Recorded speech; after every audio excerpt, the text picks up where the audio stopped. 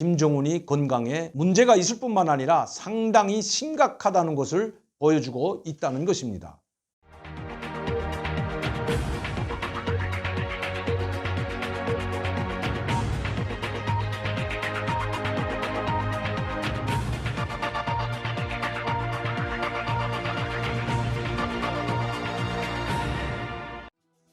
안녕하십니까 여러분, 강명도TV 자유조선을 시작하겠습니다. 우선 북한 소식을 전하기에 앞서 지금 대한민국에서 일어나고 있는 그야말로 한 번도 가보지 못한 나라, 경험해보지 못한 나라를 지금 우리 국민들은 분노에 차서 경험을 하고 있습니다. 직접 보고 있다는 뜻입니다. 우선 한 가지 사실만 보더라도 지금까지 대한민국이 생긴 이래, 즉 대한민국 건국 이래 저는 이러한 정부를 또 정권을 보지 못했다고들 합니다. 제가 와서도 이제 근 30년이 돼가지만 이런 비열하고 파렴치한 정권은 처음 보는 것 같습니다. 제가 이렇게 말하는 근거는 바로 검찰 인사 문제, 법무부 박범계 장관의 막가파식 인사 행위를 염두에 두고 많은 국민들이 분노에 차 있기 때문입니다. 박범계 장관도 원래 더불어민주당 국회의원입니다. 그런데 더불어민주당 국회의원이던 박범계 의원이 지금 법무부 장관으로 갔습니다. 아마 이 박범계 장관은 전 국민을 위한 법무부 장관이 아니라 더불어민주당을 대변하고 문재인 정권을 옹호하고 문재인 지지자들을 위한 장관인 것은 틀림없는 것 같습니다. 자신이 범죄로 말미암아 재판을 받고 있습니다.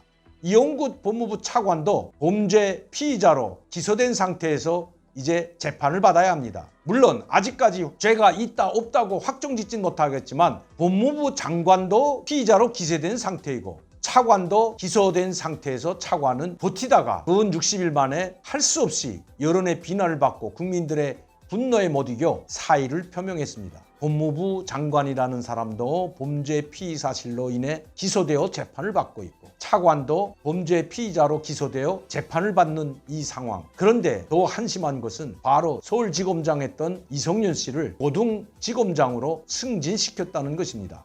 이성윤 씨도 지금 범죄 피의 사실로 말미암아 기소되어 재판받고 있는 사람인데도 말입니다. 하기는 온 청와대가 또 청와대에 있던 사람들이 모두 기소되어 재판받고 있는 우리 대한민국 국민들이 그야말로 한 번도 경험해보지 못하고 가보지도 못한 이러한 현실을 목도하고 있습니다. 언제까지 이런 파렴치한 사람들이 청와대와 그리고 법무부를 장악하고 국민을 우롱하고 국민을 짓밟을지 두고만 봐야 하는 것이 참 안타깝기 그지없습니다. 이 나라는, 이 대한민국은 문재인 대통령과 그 추종자들이 자기들을 지지하고 따르는 불과 몇 프로 되지 않는 사람들을 위한 나라로 변모되었고 변질되었다는 것입니다.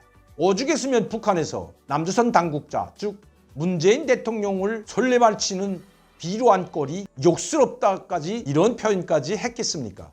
그들이 말하지 않아도 제가 봐도 정말 파렴치하고 몰상식하다 못해 방탄철면피를 깐 문재인 대통령과 그 추종자들이야말로 욕스럽기 그지없다는 것입니다.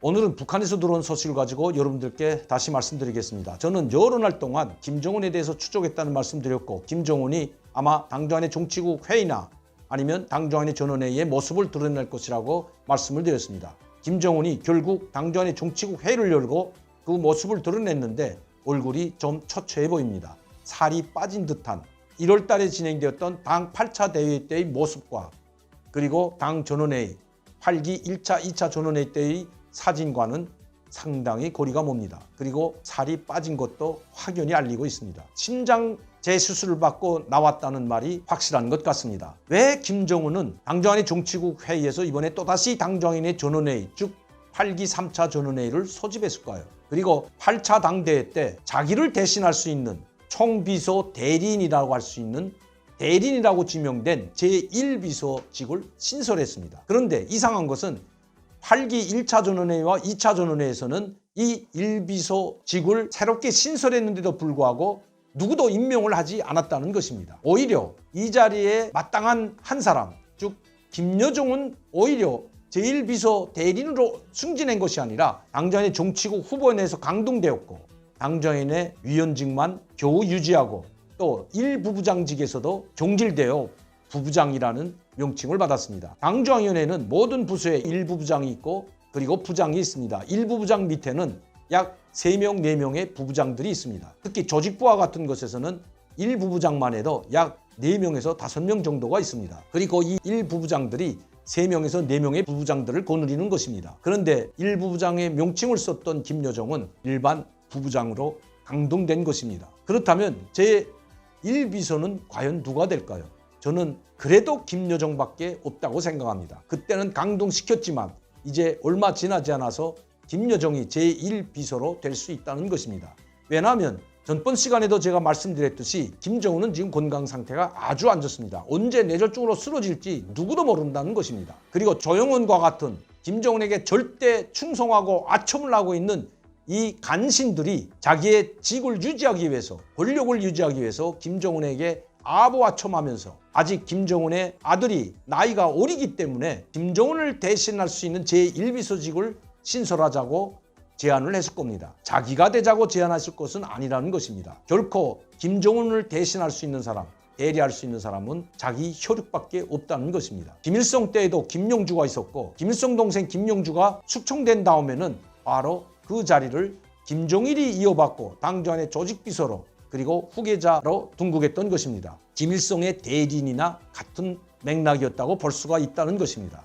그렇다면 김정은을 대신할 수 있고 대리할 수 있는 사람은 누구일까요? 결코 조영원이나 최룡해나 자기 가신그룹이라고 할 수 있는 측근들 중에서는 결코 쓰지 않는다는 것입니다. 왜냐하면 만에 하나 김정은이 유고가 생기든지 아니면 뇌졸중으로 쓰러져서 병치료를 장기적인 병치료에 들어간다면 이 제1비서 김정은이 대리하는 사람이 모든 권력을 틀어쥐고 북한을 이끌어 나가게 될 수가 있기 때문입니다. 변신하지 말라는 법이 없다는 것입니다. 장성택이가 그랬고 이영호 총참모장이 바로 그랬습니다. 자기 직책을 이용해서 막강한 세력을 형성했던 이영호 총참모장, 정치국 상무위원, 그리고 이영호가 숙청된 다음에는 장성택이 바로 김정은의 후견인으로서 막강한 권력을 가지고 북한을 통치한 것도 사실이었기 때문입니다. 김정은이 이것을 경험했기 때문에 결코 가신그룹이나 최측근들에게 이런 막강한 자리를 결코 주지 않는다는 것이 북한에선 소식입니다. 결국 김여정이 8차 당대회 때 강제군 됐더라도 김여정밖에는 없다는 것입니다. 또 한 사람, 김종철. 지금 그는 전혀 언론 매스컴뿐만 아니라 북한 그 어디에서도 찾아볼 수 없는 사람이 되어버렸습니다. 김일성 고급당학교에서 공부를 하고 있다는 이야기도 나오지만 김정은의 형이기 때문에 이 1비서 자리를 주기는 상당히 꼴끄럽다는 것이 북한에선 소식입니다. 그렇다면 자기 친혈육이면서 자기를 배신하지 않을 사람은 단 한 사람밖에 남지 않는다는 것입니다. 바로 김여정인 것입니다. 이번 제3차 당 전원회의에서 부서기구 개편 문제와 조직 문제가 있는데 이때 제1비서를 임명할지 초미의 관심사로 떠오른 이유입니다. 물론 8기 1차, 2차 전원회의에서 1비서를 임명하지 않았기 때문에 이번도 넘어갈 수는 있을지 몰라도 이미 제1비서직을 신설한 이상 마냥 공석으로 비워둘 수는 없다는 것입니다. 김정은을 대리해서 제1비서직을 맡을 사람은 김여정이나 김종철 외에는 없다는 것입니다. 이렇게 김정은이 제1비서직을 갑자기 신설한 것은 그만큼 김정은이 건강에 문제가 있을 뿐만 아니라 상당히 심각하다는 것을 보여주고 있다는 것입니다. 아마 김정은은 자기 자신의 병을 알고 있을 뿐만 아니라 죽음의 공포에 빠져 있는지도 모릅니다. 그렇지 않다면 모든 권력을 이양하는 듯한 제1비서직을 신설하지 않았다는 것이 북한에서 온 소식입니다. 오늘도 강명도TV 자유조선을 시청해주신 여러분들께 진심으로 감사를 드립니다. 많은 분들이 구독하고 시청할 수 있도록 전파를 부탁드리며 항상 저를 지원해주시고 격려해주시는 시청자 팬 여러분들께도 진심으로 감사를 드립니다.